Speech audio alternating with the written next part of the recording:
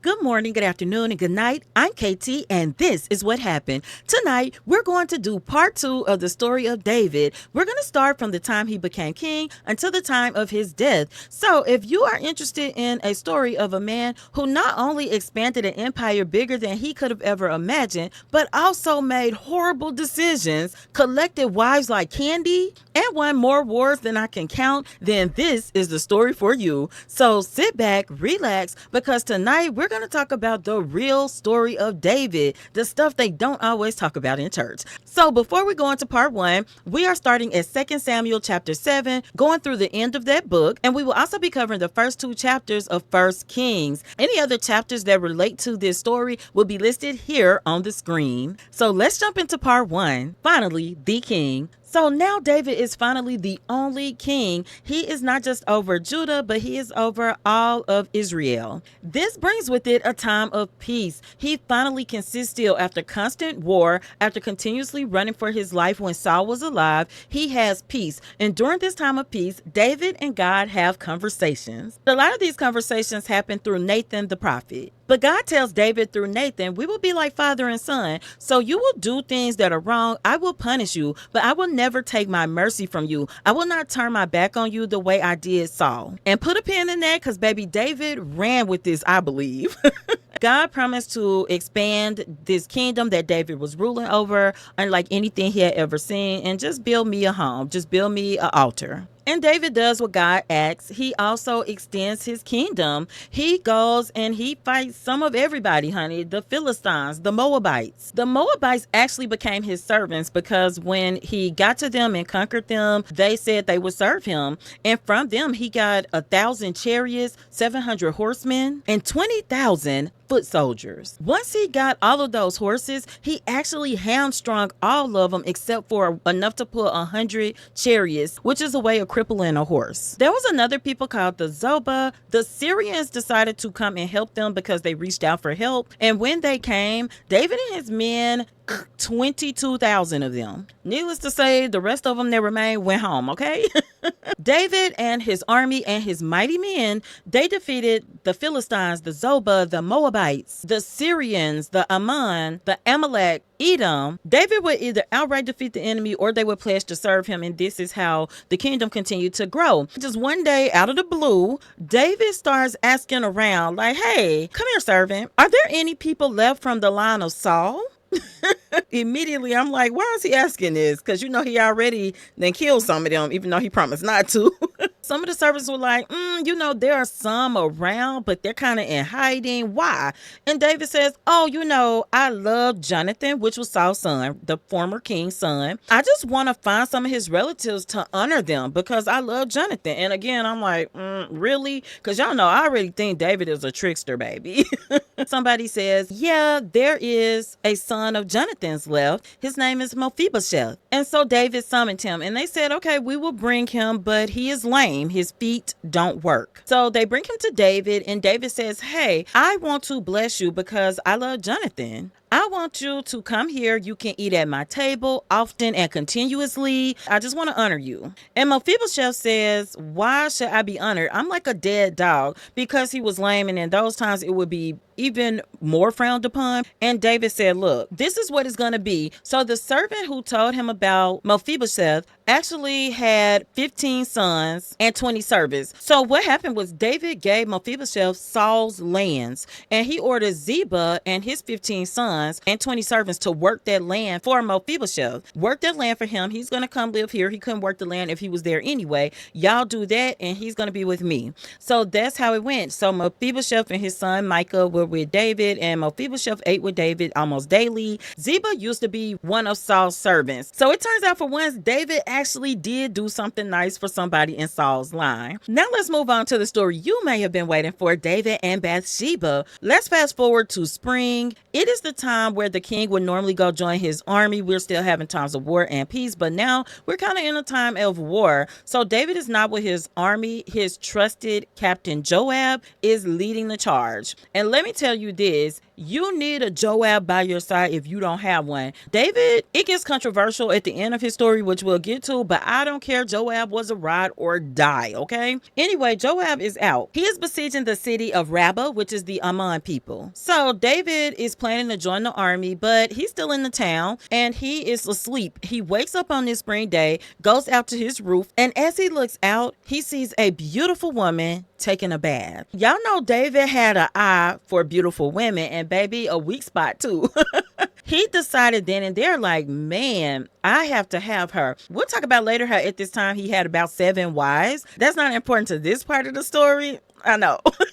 So he summons her. He tells his servants, go get that fine woman that I saw taking a bath because she's got to be mine. The servants tell him, hey, that's Bathsheba and she has a husband. His name is Uriah and he fights in your army. So that's where he is right now. He is a faithful servant. David said, don't worry about that. Bring her here. And they do. They bring Bathsheba because what else were they going to do? They were servants. And baby, the Bible says David laid down with Bathsheba. When you know it, she got pregnant. Dun, dun, dun. So here's where it gets diabolical because David's like, oh gosh. He probably said, oh God, I'm not supposed to do that. So, okay, servants, y'all go send a message to Joab. Tell him I need that soldier Uriah to come and report to me right now. They get the message. Joab does. He tells Uriah, hey, the king needs you to report home to him in person immediately. Uriah arrives back. David's plan is, are you ready for this? I got his wife pregnant. So I'll get him here and trick him into sleeping with his wife. And then boom, no problem. The baby will just be his. The Bible Day DNA tests aren't out yet. Unless that baby come out looking like him. But anyway, we won't worry about that. Uriah reports to the king, probably feeling a little nervous, but also important. Like the king wants me to talk to him. And he gives him a full account of what Joab said is happening. At this point, they have Rabbah under siege. Joab, his captain, basically said, hey, they are almost out of food and water, and we can just wait them out a little bit longer and we can easily take this city. And David said, okay, thank you for the information. You have been a faithful soldier. Go home, wash your feet, get you some food and see your wife. Uriah was a different kind of man. He left and David sent his servants follow him, go see that he does that. He also wanted him ply with wine and stuff. Let's get him drunk. He'll sleep with his wife. The servants came back and said, he slept outside. He did not go to his house. David said, what? He been out on the battlefield. He didn't go see his wife? No. David said, bring Uriah back to me. You didn't go home and sleep? And Uriah said, no, king. If the ark and my fellow Israelites are sleeping in tents, what right do I have to be sleeping at home with my wife? I'm not going to do that. So David said, okay, well, can you stay one more night? And then I have an important message that I need you to deliver to Joab. Uriah said, of course, I'm your servant. So that night, David plied him with wine. Baby, he got Uriah drunkety drunk, okay? And then he sent him on his way because he thought, okay, he's really tipsy now. He will go home and sleep with his wife. The servants came back and said, King David, Uriah slept outside again. And the servants were probably scared to tell him because y'all know David was known for the messenger, baby. David said, okay, I ain't got no other choice. So David wrote a message and sealed it. This message in short said, Joab, I want you to send the men on to take the city. I want them to approach the city gates where the fighting is the thickest. And you send some men with him. And when they get there, have the other men retreat and leave Uriah out front to get killed. Diabolical. Uriah takes this message back. Joab reads it and he's confused, but again, he is a servant. As a captain, he did what he was told. He sent him out. It was where the archers shooting arrows could reach the men. It was like a real dumb move. Uriah got killed, but also some of the other strongest soldiers. Joab felt really horrible. So he sent a message back to King David saying Uriah was killed in the battle, but we also lost other soldiers. And David sends a servant back with the message that in short says, don't feel bad about this, Joab. Losing soldiers is a part of war and you have done a great job. Go back to the siege just like your plan was all along. Wait until they run out of food and water and then take the city. That's what Joab did. Of course, as soon as Bathsheba heard that Uriah was dead, she went into her period of mourning. And as soon as it was over, baby David snatched her and married her. He married that woman just like he did with Nabal's wife. Well, he didn't even wait for the morning with her. David was happy about how everything turned out. He's like, woo, that worked out great.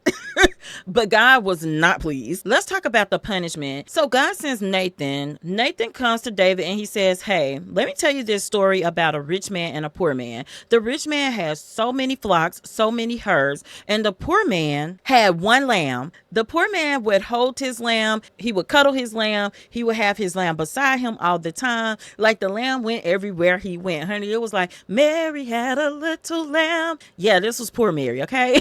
So one day a traveler comes to the rich man's lands, right? And he's supposed to welcome this traveler with food. Instead of using food from one of his many flocks or herds, he takes the poor man's one lamb, slaughters it, and cooks it and feeds it to the traveler. David instantly gets irate, like, oh, he is selfish. How could he do that? He had everything. Why would he take the one thing that this man had when he could have used something out of the many things he had? And they said, that rich man is you. And David said, oh, I see the connection. I see what you did there. So Nathan said, you thought you did something in secret, but God knows. And God had a powerful message for David. God said, look, I delivered you from the hand of Saul. I delivered you from the hands of your enemies. I gave you your master's home. I delivered his wives into your arms. And still, if you had asked for more, I would have given you more, because baby David was the chosen one. God loved David. He said, but you had to go and do this. So as a punishment, the son that Bathsheba is going to have, I'm going to take him. I'm going to spare your life though. But that son, nope, y'all can't have him. And David didn't want to accept this, y'all. He laid out on the ground. She eventually goes into labor, has the baby. The baby is sick. Like they know something's wrong. And David lays out on the ground and he's sobbing and crying and fasting and praying, really begging the Lord, please do not take my son. Upset is not the word. But on the 7th day, the baby boy died. And the servants didn't want to tell him, y'all. They were scared because they like, he is laying on the ground in the dirt. He been doing that for days. That's before the baby was dead. Now, how we gonna tell him this baby died? But when the second servant came out, David looked at them and knew. He said, is the child gone? And they said, yes. That was that. He got up, he bathed, cleaned himself up, combed his hair, baby got a shave, took a bath because he was dirty and stinking. And he went and told them, bring me some food because he hadn't eaten. They were like, this is kind of weird. You were acting like the child was dead when the child was alive. Now that the child is dead, you're acting like nothing happened. And he said, I can't do anything else at this point. He's gone and he's not coming back. And so after that, he went and comforted Bathsheba. Now here's the deal, y'all. They said he comforted her, but comfort meant sex, okay? Because next thing you know, she is pregnant again. Not long after that, she gives birth to another son who we will call Solomon. Solomon will be our next part of the story. That's how Solomon came to be. My only question about that was, comfort sex 7 days after that baby died? Because the baby only lived for 7 days. Baby, they ain't have no waiting period. I don't know, honey. This was biblical days. I don't know what the rules were. I just know couldn't have been me. With that said, let's go to part 2 called Boy, That's Your Sister. Now we're going to introduce some new players. By this time, David had a butt ton of kids. So let's talk about some of them. His oldest son, Amnon. He's going to be a key player in this section. His third oldest son, Absalom, and the Bible refers to her as Absalom's sister most of the time. Her name is Tamar, and y'all know Tamars in the Bible are always interesting stories. Tamar was Absalom and Amnon's sister. This is 2 Samuel verse 13. David had all of these kids by now. One day, his oldest son, Amnon, sees his sister Tamar, and I don't know if she's looking different to him or what, but he goes, Tamar look good. Now, all his kids didn't stay always in the same house. One day, Amnon declares, man, I am in love with Tamar. You can already tell Amnon a little bit off, right? This is when he starts to think of her as Absalom's sister. Man, Absalom's sister is beautiful. Boy, that's your sister too. Now, here's the deal. He could not touch Tamar because, again, as David's daughter, she had protection. Also, she was a virgin, so she would be off limits, period. But Abner had an advisor named Jonadab, who was also his cousin, because this is David's brother's son, okay? They say he was cunning. I say he was a schemer. But Amnon goes to him and say, man, I love Absalom's sister Tamar, and I just gotta have her. But I know I can't, because I'm gonna be guy. What made him even ask what was wrong with Amnon? Because he was just looking raggedy, and he's like, oh, I'm lovesick. So Jonadab said, okay, well, this ain't no stretch. Pretend like you sick, fall upon your bed. When your daddy, David, comes see you, you tell him, man, I am so sick. Can you send Tamar to prepare my food in my room and give me the food from her hand? And Jonadab knows that if Amnon says this to his father David, it implies that he thinks he may be poisoned. He knows that David would believe that because David is a man who was running from his enemies half of his life. He said, and then you'll be allowed to be alone with her. You can do what you want to do. And Amnon said, oh, you right. Yeah, that's how I can get Absalom's sister. Boy, your sister. So Amnon does this, y'all. He lays down. He pretends to be sick. The servants go tell David. David comes to see him and he says, oh, daddy, I'm so sick. Can you send your daughter Tamar to prepare my food in here and to feed it to me from her own hands? That way, I know it's okay. And David said, yeah, I can do that. Because I'm going to tell y'all, sometimes David wasn't the brightest bulb. They ain't have bulbs. So what am I talking about? David sent word to Tamar at the palace. Go to your brother's house, prepare his meals, feed it to him. And she did, because she's a good daughter. She goes, she kneads the dough. She does everything right there in his rooms. And she takes him the cakes to eat. Amnon said, oh, that ain't enough. Can you bring it all the way to my bedroom? And Tamar is like, okay, sure. This is her brother. So she took him the pan with the bread in it, but he refused to eat it. He's like, send everybody out of here. And all the servants leave. And he grabs her. And he said, come to bed with me, my sister. All of a sudden, he remembered this was his sister, but it didn't stop him, y'all. She said, no, my brother. And this is her way of really reminding him, you are my brother. Please do not do this. It's wicked. It's against the law of Israel. It's against what our father has said. Please speak to the king, our father. And if you want to marry me, he will not stop you from marrying me. You the oldest. All you got to do is ask. But again, like father, like son, because David didn't ask about no other women before he snatched Bathsheba, and baby Amnon wasn't going to ask either. So he took her and he assaulted her. But as soon as he finished assaulting her,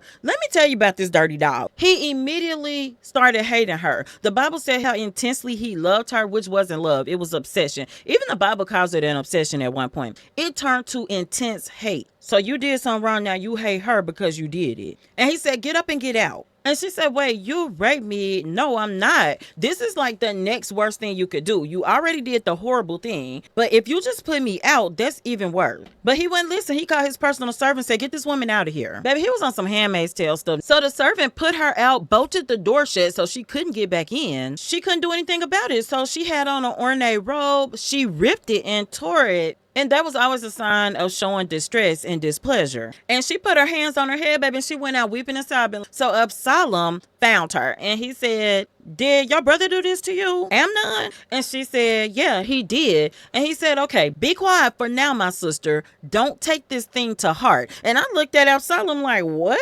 But don't worry about it, honey. He got a plan, okay? And Tamar did what he said. She shut up about it. She calmed down because I think she took it for what it is. Absalom, my brother, my real brother, he got me. David heard about what happened because baby Tamar did her job. She made the scene leaving and he was furious enough to do nothing. I said it. David didn't do anything.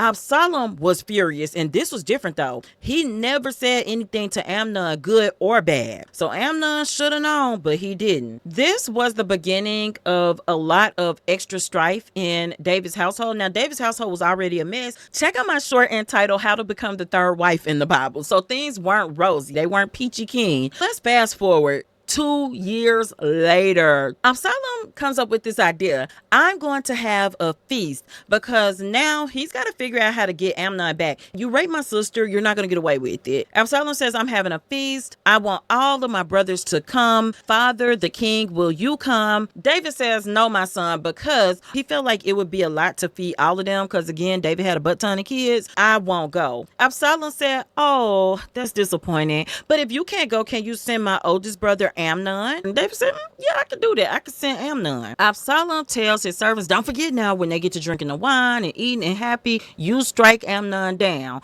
And they even said, oh, the king will be mad because that's his oldest son. You just number 3. He said, yeah, but I'm giving the order, so it'll be me that did it. And they said, oh, all right, yeah, sure.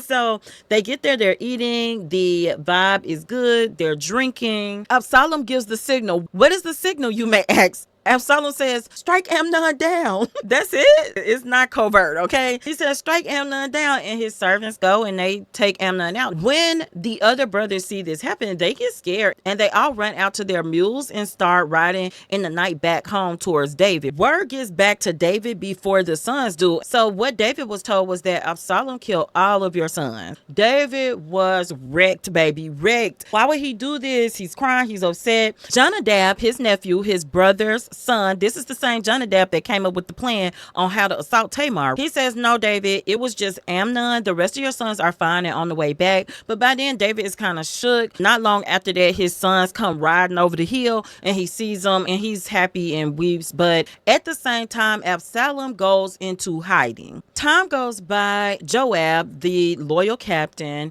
he sees that the king's heart is broken. He misses Absalom. It's been 3 years, guys. Joab says, I need to find somebody who can tell David to bring Absalom back. Joab knew David better than he knew himself in some ways. So he finds a wise woman from Tekoa and he brings her there and he says, look, I'm going to give you the words. You go say it to the king. So he tells her what to say and she does. She goes to David. She talks about how she is a widow and she had 2 sons. She tells him that the 2 sons started arguing and one of them struck the other one and killed him. And now her whole clan has risen up and wants to kill my other son. Now I'm upset with my son because he killed my other son and I don't have a husband anymore. But if I let the clan kill him, I won't have this son either. Well, David said, you go on home. I will send a message that your son is basically to be pardoned. And the lady says, I don't know if they're going to go for that. And he says, I'll put an edict out. If they touch a hair on his head, it's going to be severe consequences. So the lady connects this to his son. Well, why have you not done the same thing for your son? David's not stupid ever, but David, the actions that he takes and that he doesn't take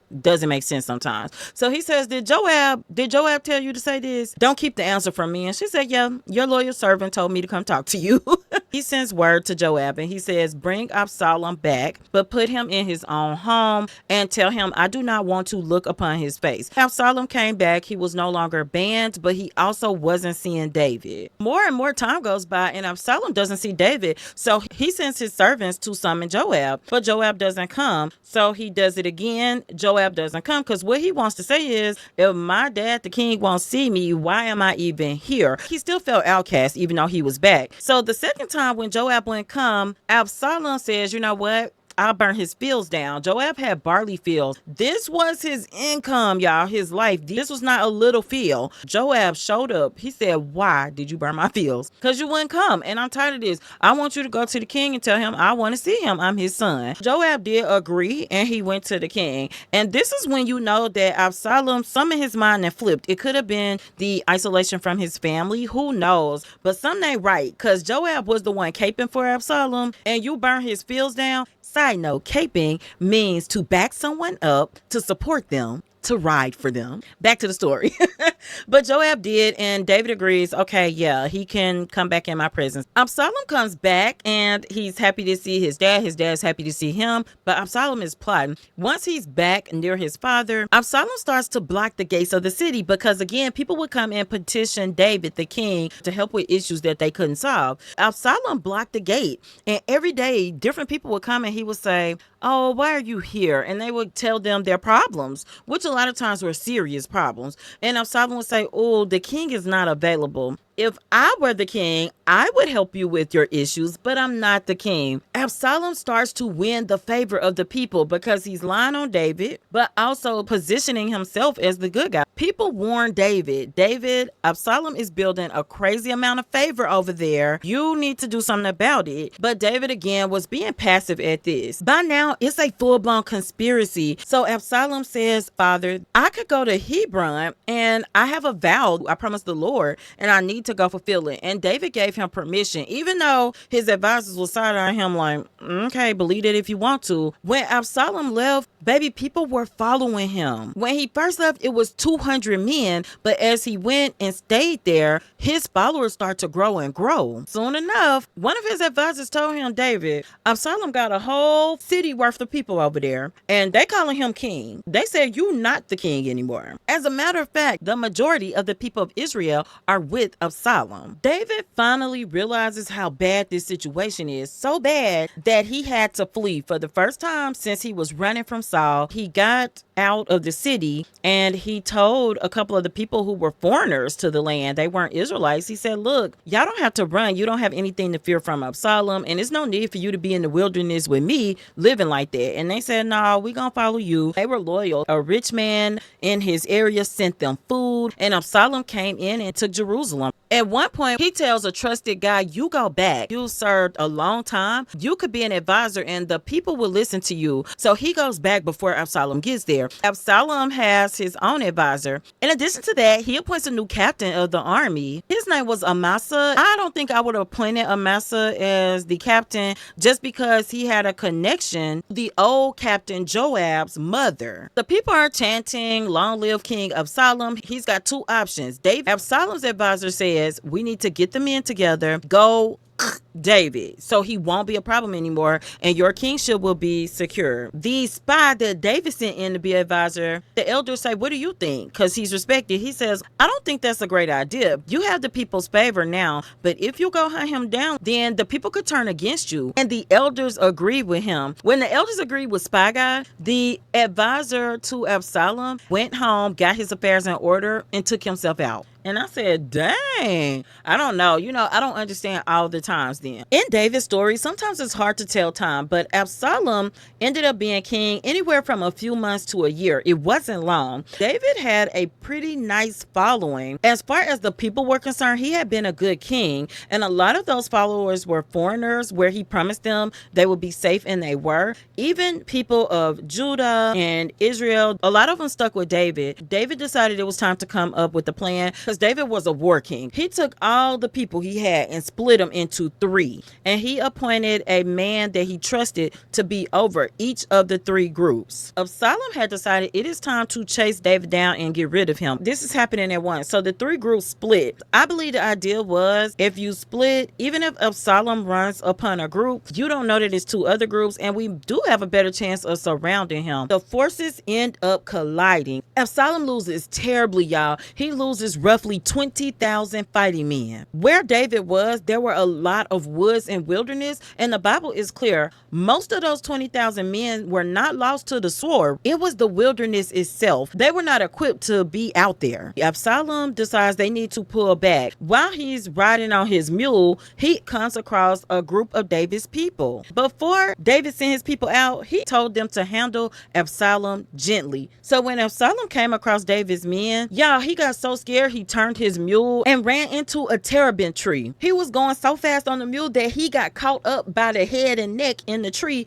and the mule kept going, so he was hanging by the tree. Now, he was not dead. When the soldiers come tell Joab Absalom's in that tree, he's like, did y'all kill him? You need to take him out. And they said, King David said don't do it. And if I had done it, when the king said who did it, you would have said I did it. Joab said, look, I don't have time for this. He got 3 spears because he wasn't finna argue with that man. He took the 3 spears and ran them through Absalom's heart. At the same time, he had 10 servant boys around him, and they also started sticking him after Joab did. Baby, Absalom was gone, okay? After that, Joab tells one of the servants, go tell King David that he is king again and that he should celebrate. They said, well, I don't know if he's gonna want to celebrate because his son did too. No, you're not gonna tell him that part today. We can tell him that part tomorrow. Let us celebrate tonight. So, baby, 2 servants ran off. One got there. King David said, what about my son Absalom? The servant said, he sound familiar. Baby, the other servant ran up and said, ooh, you the king again. And David said, what about Absalom? Oh, he dead. So he told it. Baby, David started weeping and hollering and crying. David had been like this since Saul. The people come back. They've been fighting for him. They kind of hide away because they don't want him to punish them. He's making them feel bad about helping him. Joab comes the next day and he said, and this is why I said everybody need a friend like Joab. These people fought for you, risked their lives. Some of them died for you, and you making them feel like it's shameful that they did what needed to be done for you, you gonna get up, you gonna go make a speech and tell them they did a great job, and you gonna celebrate. You can cry about Absalom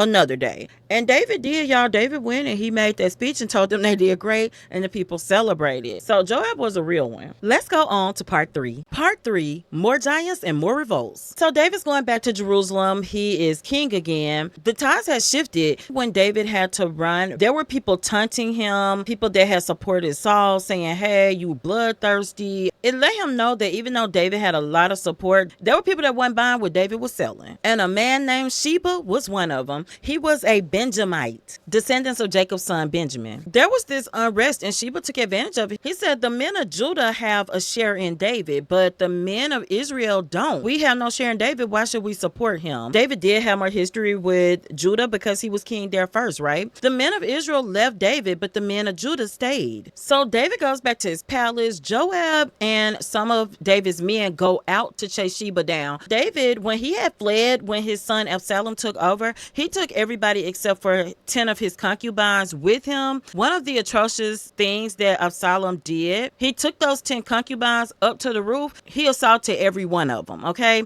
to prove a point, because there was a political statement in taking the predecessor's concubines. It was saying that you had the power. So when David got back, he pretty much retired those concubines. He sent them to live in seclusion. They wouldn't have to sleep with anyone there. He provided for them, took care of them, and they lived as widows. In the meantime, Joab, being the man again, he has tracked down Sheba. At some point on this journey, Amasa, he goes to meet Joab. Joab greets him by grabbing his beard and bringing him in for a kiss. And when he brought him in, he ran him through with that sword. Amasa ain't gonna be no problem no more. He left him on the road. They tracked Sheba on down because Sheba had went through all the tribes and a lot of the cities. Some of the people didn't want to go across Amasa because his body was just in the road. So Joab was like, yeah, just throw him in the dirt and go on through. And that's what happened. He gets to a city called Abel Beth Makkah. Sheba is inside the walls, y'all, safe and sound. A woman sees Joab and says, why are you trying to kill us? Goodness gracious, we just are loyal servants.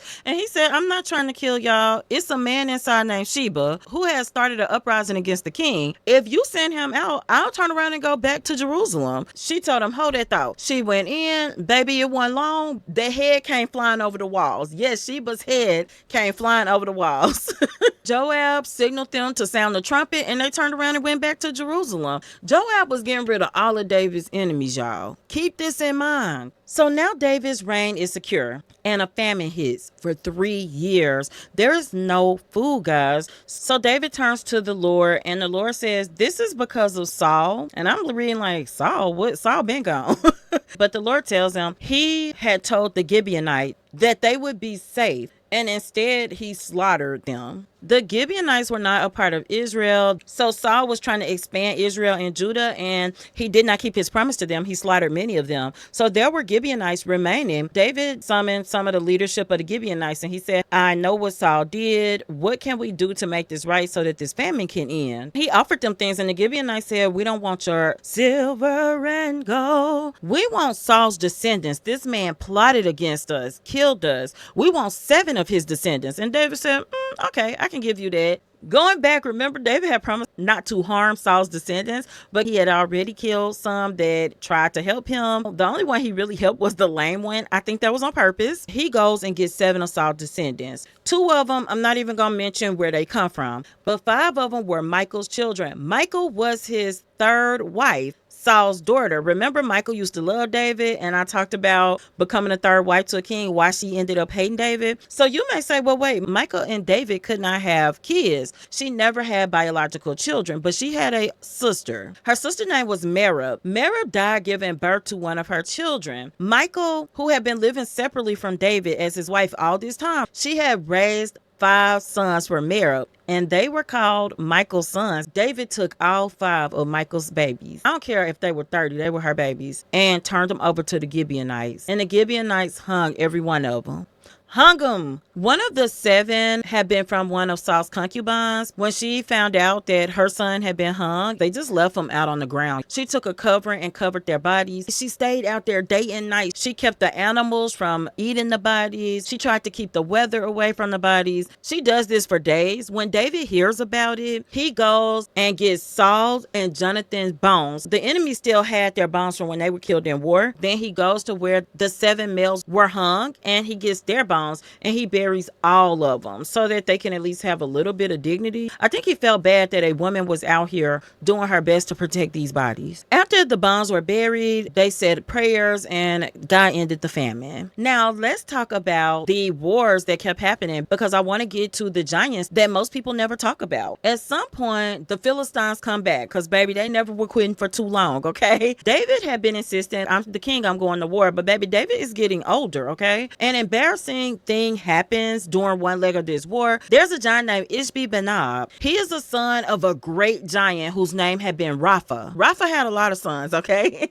David had been fighting in the war and baby, he got tired. And while he was exhausted, the giant saw him. This was a giant known for carrying a heavy spear. In shekels, it would be equal to over 7 pounds. He saw David and he was this close to taking David out. But one of his men, Abishai, who was really trusted, saw the giant and the giant before he could take David out. But after that, guys, the man told David, you banned from battle. You too old for this? We got this. You sit over at that palace, eat you some snacks, take you some naps, sleep with some of your wives and concubines, talk to your kids. I don't know, but you ain't coming out here no more, okay? And David did. He ain't come back out to battle.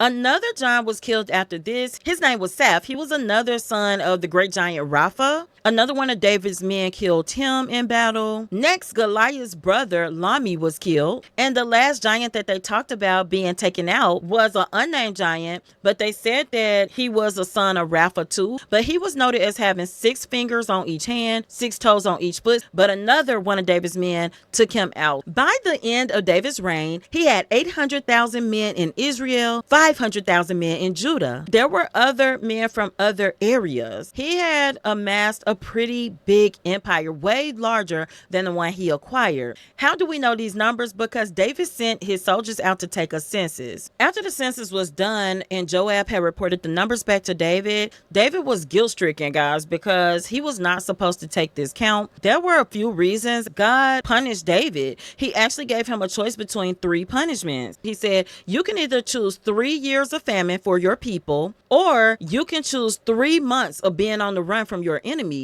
or I can do a plague for 3 days. David chose the plague. Why was this bad? Number one, the way they took the census was against the law. You have to go back to Exodus chapter 30 verses 11 through 16. I had to go search this because I was not aware of this law. There was a specific amount to be paid based on how much you had, ranging from a half a shekel to less. The rich men had to pay a half a shekel once they were counted. So either way, they didn't take the collection up that was supposed to be given for being counted in the census. But I think a big part of the problem was it was probably seen as being boastful or prideful or vain on David's part. The reason he wanted to know the census was not to like help the people or account for food. It was to know how great of work he had done. I don't think that's bad, but I think it was looked at as being bad. But David chose the plague, y'all. God sent an angel down and 70,000 men died from the plague. But when the angel finally made it to Jerusalem, God stopped the angel and said enough people had died. Let's fast forward. David is an old man. We don't know how old he was when he died, but maybe at least 70. This is where something truly sick happens, in my opinion. The Bible goes out of his way to note that he could not stay warm. They would pile blankets on him. So the solution was, let's go get a young, beautiful virgin, young being the key word,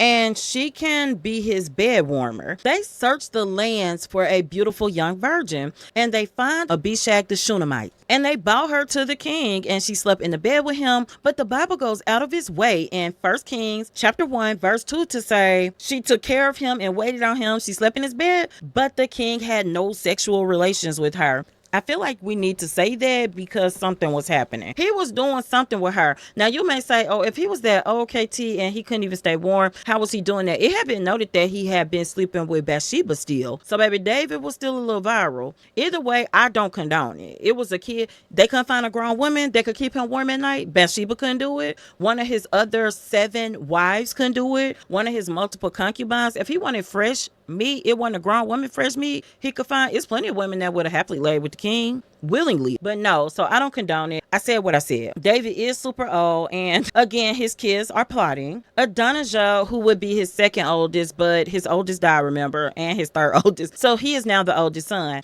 After talking to his mother, he starts getting the people together, the elders and everybody, and they start declaring him the king. David doesn't know. He's in his palace, in his chambers. Nathan the prophet, he's still around. He goes to Bathsheba and he says, you and your son gonna get taken out if Adonijah becomes king, so you need to do something. This is what you gonna go tell the king, and then I'm gonna come right behind you and say the same thing. So she does. She goes to see the king. She says to him, David, you promised me that Solomon would be king. And he said, yeah, I did. She said, well, did you change your mind? Because Adonijah is king now. The people are celebrating him, saying, long live King Adonijah. At that moment, Nathan comes in and said, oh, by the way, did you announce Adonijah as king? All the people are around him, they say he the king. And he said, no, maybe we should do something about it. So he tells Nathan and Bathsheba, Solomon is going to be king. Go get him. Go get this priest Zadok, who was with Adonijah right now, celebrate. David was smart enough to get several key people. He's got a prophet, he's got Bathsheba, he's got Solomon, he's got the priest. He declares in front of them that Solomon is king. They take Solomon, they put him on King David's mule, which is a big statement. They ride him down to Gihon and they announce the king has crowned him. David even bows to Solomon, says how thankful he is that he got to name his king in front of several key people. So there will be witnesses that even say, hey, David even bowed to Solomon. They start cheering for Solomon. Long live King Solomon. Long live King Solomon. Adonijah and his guests that's kicking it and celebrating, they hear the chanting. A servant comes and tells Adonijah, oh my goodness, your daddy didn't crown Solomon king. Everybody gets scared, baby. Half the guests run because they gonna get taken out for betraying the chosen king. Adonijah said, I don't want no beef with Solomon. Go tell him I did not mean no problems. Solomon says, okay, if he will not cause problems, I will not harm him. So Adonijah goes and he bows to Solomon. The last thing David did was give Solomon instructions on how to be a king, how to be a man. But after he gave him some wise things to do, he said, hey, you need to get back at Joab. And I said, yo, ride or die, Joab? And David said, yeah, Joab. Now, out of all the people that Joab killed to protect David's throne, he specifically says, oh, he killed 2 people during peacetime. That was Abner. You will have to go back to part 1 for Abner. He was a spy, honey. He was not for David. And Amasa, who was the captain over his son's army that overran his throne. So he said, deal with him according to your wisdom, but do not let his gray head go down to the grave in peace. That's crazy. Solomon's throne was established. Let's go into part 4. My final thoughts. David was a really complex story to read in the Bible. I have so many thoughts that it's hard for me to organize. David did some great things, and growing up in a Southern United States Baptist church, people often preached how great David was. But when I got older and I really started to read about him in detail, I've read David's story over and over. And every time I read it, I discover something new or something I didn't remember or maybe didn't understand before. There are things that are despicable about what he did. And that's a strong word. There are things in David's story I cannot get behind. Yeah, he grew the Israelite people, the people of Judah. He grew them by leaps and bounds. And you don't see achievements like David had. They're not that common in the Bible. He was a standout, and it was clear that he was God's choice. Sometimes I don't know why, and maybe I'll never know that. I do know that there was a bloodline promise, and I do know that as that line continued, it had a very important role in the Bible. Just because there is a bloodline promise, it doesn't mean that every step of that bloodline is faultless, but I think it's a means to an end to get where you need to go. David defeated a giant. David was a good ruler overall. But it's one thing to take a man's wife, but to send him to the front line to be killed because you couldn't convince that man to sleep with his own wife is crazy work. And Uriah was a loyal servant. One of the biggest beefs I had with David was sleeping with a young girl in his old age. David was doing something with that girl, y'all. And even if he wasn't, that's traumatic. No young girl, a virgin at that, even if she wasn't a virgin, should have to lay next to a at least 70-some-year-old man. For what? To keep him warm? Baby, they ain't had the sun. They ain't had hot water. Again, grown women, grown men. I'm really against the harming of children in any shape, form, or fashion, whether it's physical or mental abuse. But the way he treated Joab, to be in your dying days and be like, this man who was loyal to him, who was a friend to him, who got him together when nobody else would, you need to get him. To me, it shows you David's frame of mind a lot of times. It goes back to the last short I put out about David, and I'll try to link it at the end of this video. He will use God's word to justify a lot of his behaviors. At the end of the day, I felt like a lot of it was cunning. I want to get rid of Saul's line, so I will. Y'all, to take Michael's sons that she raised, they were her sons of the heart, I call it. To take all of her 5 sons, the only person he spared was Mephibosheth, the lame man. And I don't care what nobody say, he spared him because he did not have any way to get people behind him because of his disability. People didn't support that much back then. He didn't have the physical ability to come at David. He could have hung other people. There were other people in Saul's line left. The fact that he took all 5 of them boys from Michael was to get back because she chastised him for dancing in the streets in his shift, okay? David was vengeful. He was vindictive. Did he do great things? Absolutely. Y'all know you don't have to agree with my take on these things, but it don't change what I think because I read the Bible, I read different versions of it, I do additional research, and then I form my own opinion, and that is how my pastor grandfather taught me to do it. I do look forward to a respectful conversation in the comments, and I will always hear you out. We do not have to agree to have a good conversation, right? Let me know what you think in the chat. We had to talk about that complex character, David. If God could promise somebody like David that he would never turn his back on him, then I think we could trust the promises he makes to us. I gotta say this. The fact that David had 3 options after he broke a law with God, I felt like he should have chose to run from his enemies for 3 months. I know he was getting older, but he wasn't dirt old at that point. He could have ran for 3 months. The fact that he chose a plague for 3 days that took out 70,000 of his people. I know David had a lot of people, but it was the selfish choice. A lot of people would make the selfish choice, but I just gotta know it was the selfish choice. We are all people and we all have made bad decisions and bad choices, and I could excuse some of those things because of that. When you talk about hurting a kid, we don't all do that, but it was up to God to forgive David. Guys, that's where we're going to end this video, and until next time, remember, keep learning, be happy, and always have a blessed day. Bye bye.